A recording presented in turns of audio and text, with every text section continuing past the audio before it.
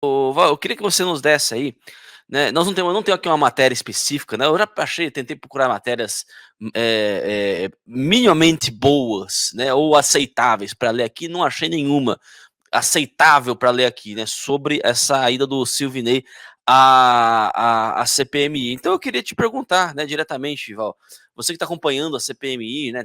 Tá aí por dentro desse depoimento, ele enfim, né, do que ele está sendo acusado, né, só para explicar para o pessoal. Silvinei está sendo acusado de ter comandado algumas blitzes, né, Blitzen, né, que é o plural de blitz no alemão, né, algumas blitzen no Nordeste, supostamente para evitar né, que eleitores do Lula fossem votar no dia, né.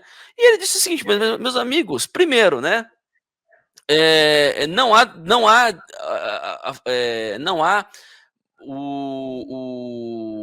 a justificativa, né?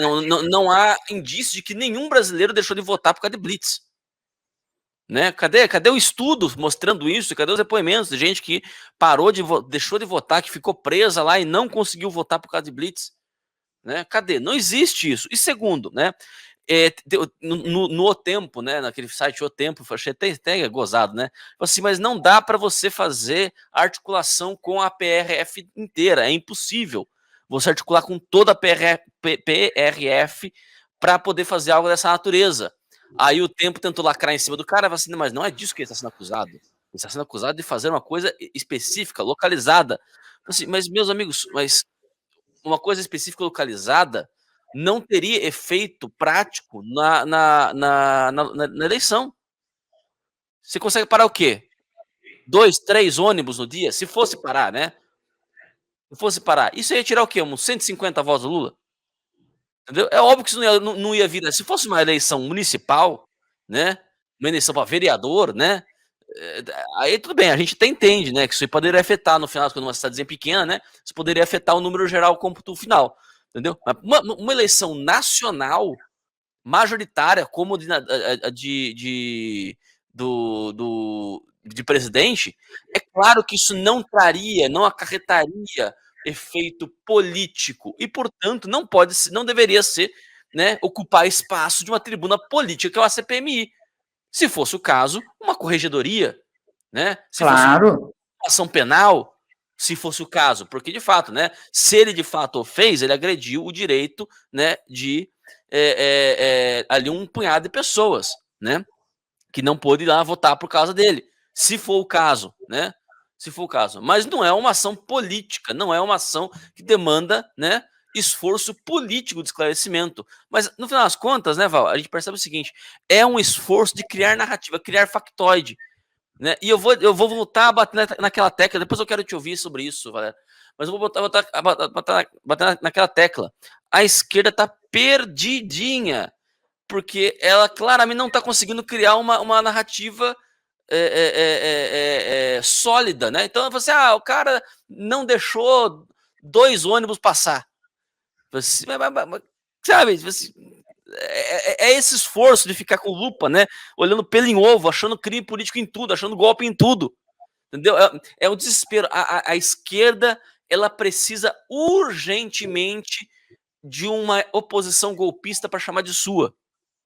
Porque, caso contrário, ela não consegue nem se agregar direito. Né? Essa é a impressão que eu tô tendo. Mas eu queria te ouvir, Valera. Bom, em relação a tudo isso que você colocou, é importante ressaltar que o Silvinei ele levou toda a documentação em mãos, impressa, e disse que também está disponível a documentação em material digital, provando que os ônibus que ele reteve, que a Polícia Rodoviária Federal reteve, ao todo foram 6, e um deles, inclusive, como estava cheio de eleitor realmente, e estava com problema, agora eu não lembro bem se foi o problema do retrovisor ou o problema do para-choque, mas a Polícia Rodoviária Federal escoltou o ônibus, que eles interpretaram como um problema menor, escoltou o ônibus até a zona de votação. Outra coisa que Silvinei levantou é que não há um único boletim de ocorrência de nenhum eleitor declarando que foi impedido de votar por causa da ação da Polícia Rodoviária Federal. também alegou nessa participação dele que ele passou o tempo todo dando declarações à mídia que não foram publicadas. A mídia mentiu, a mídia criou exatamente o que você falou, factoides para colocar a PRF no holofote, num holofote muito mal colocado, que não se sustentava. Mas ele disse que o maior problema que ele teve em todo esse percurso de segundo turno das eleições até então foi a mídia mentirosa, a mídia falando mentira. Interessante você falar que as coisas não se sustentam realmente. Por quê? Porque eles não estão sabendo construir a desinformácia. Eles pegaram o seguinte como base de verdade, né? Houve o segundo turno das eleições? Sim. Houve apreensões no meio da estrada? Houve. Então, vamos construir aqui que essas apreensões foram promulgadas por agentes que eram bolsonaristas e que tinham interesse em prejudicar a eleição de Luiz Inácio. Não está rolando. Por quê? Porque a apreensão de cocaína foram alguns quilos. A apreensão de dinheiro em espécie foram alguns milhares. Então, não está se sustentando, mesmo porque todas essas operações têm como base o registro, o boletim de ocorrência, tudo bonitinho, tudo o que aconteceu. Ítalo, eles chegaram a ponto de perguntar, eles não, né? A Elisiane Gama, especificamente, que usou todo o período da manhã para a inquisição dela, chegou-se a perguntar se eles usam um programa, esqueci o nome agora, um programa israelense, que o Silvinei falou, não está disponível isso no Brasil.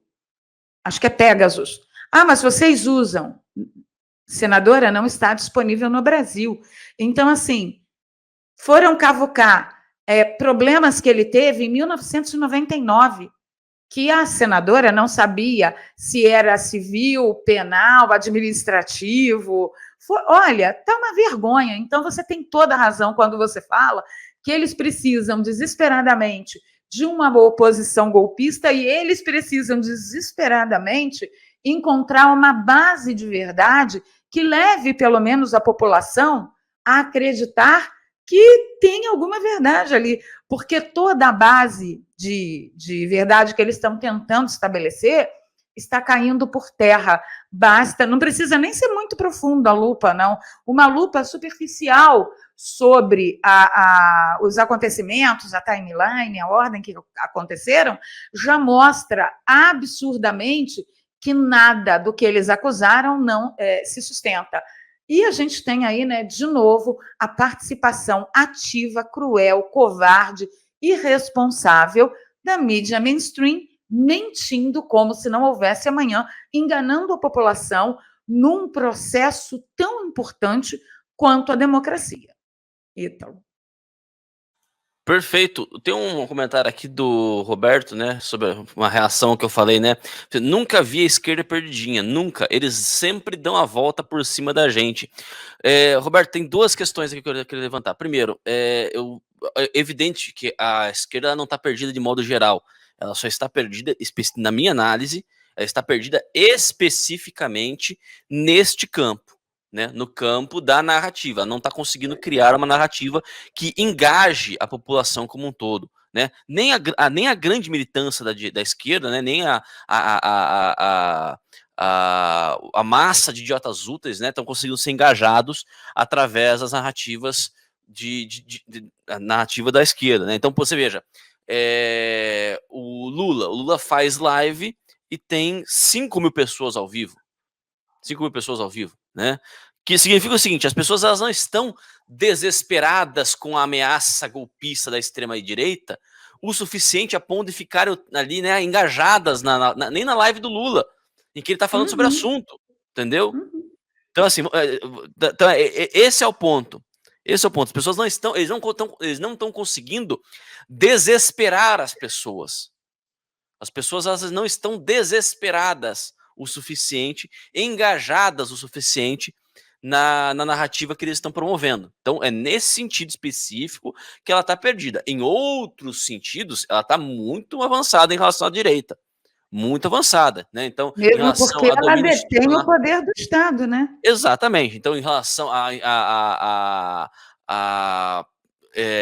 ocupação de espaços institucionais, ela está muito avançada. Em relação à habilidade de tratar, né, de navegar na coisa pública, a esquerda é muito mais avançada que a direita em usar de regimento. Eu li esses dias aqui, né, uma postagem da Esté Papaiano, né, que ela fala o seguinte, ela fala assim, o que pode ser feito, né, numa CPI em que a direita é minoria?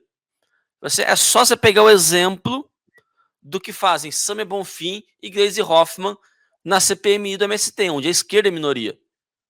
Na CPMI do MST, as duas são só as duas ali, e as duas tacam o zaralho. Usam de regimento, fazem contraprova, fazem coleta de provas independente, fazem quase uma CPI à parte, entendeu? Para ficar forçando a barra, para ficar forçando ali, forçando narrativa, forçando. Então, assim, é essa forçada, entendeu? Nessa capacidade de articulação política, né? A esquerda ainda detém muito mais habilidade do que a direita. Ela está perdendo também. Ela claramente está perdendo também, mas até ela chegar a ficar tão ruim quanto a direita, vai mais algumas décadas, né? Então, assim, então, isso me lembra o segundo ponto, né? Um dos motivos pela qual ela sempre dá volta por cima da gente, não é porque ela é muito boa, é porque a gente é muito ruim. Uhum. É porque a direita ela é muito, muito, muito ruim em termos de articulação. Isso é fato. Muito imatura ainda em termos de articulação. Ainda não tem capacidade, né? Ainda não tem aquele senso de identidade, né, que consiga navegar por cima das diferenças. Porque a esquerda tem isso também, né? A esquerda você tem, por exemplo, a Samia Bonfim, que é do PSOL, e a Gleisi Hoffmann, que é do PT. As duas são de partidos que, dentro do campo da esquerda, são adversários. Dentro do campo da esquerda. Eles digladiam. Isso eu já vi isso acontecer, né? PT e PSOL e outros partidos de esquerda se digladiando. Só que por cima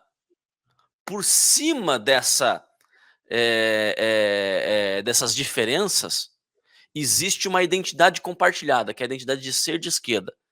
E elas enxergam isso. Então a Samia Bonfim, ela olha para a Gleisi Hoffmann e ela vê o seguinte: bom, ela não é a minha esquerda, mas ela é uma esquerda. Então a Ela não gente é tem minha convergência. inimiga.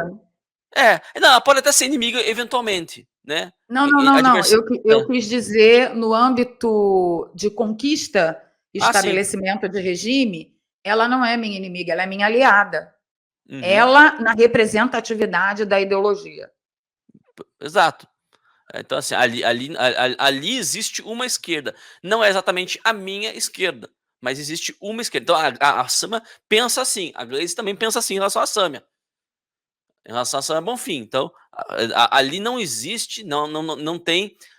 Ali tem uma adversária ocasional, há uma disputa por hegemonia dentro da esquerda, né? Mas nós duas participamos da esquerda. Isso é uma coisa que as duas têm noção, entendeu?